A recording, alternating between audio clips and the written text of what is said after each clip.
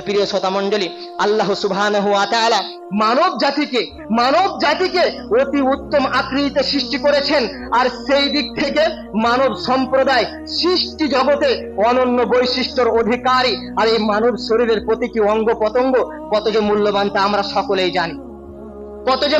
আমরা সকলেই জানি। এই প্রতিটি অঙ্গ প্রত্যঙ্গের মধ্যে একটি অঙ্গ যদি বিকল হয়ে যায়, নষ্ট হয়ে যায়, তাহলে আমরা বুঝতে পারি এর কত দাম, কত মূল্য।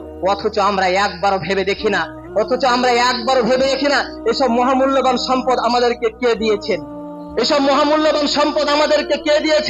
আল্লাহ তাআলা আমাদেরকে জ্ঞান, বিবেক, বুদ্ধি, মস্তিষ্ক এবং চিন্তা ভাবনা করার জন্য হৃদয় দিয়েছেন। কারণ কি জানেন?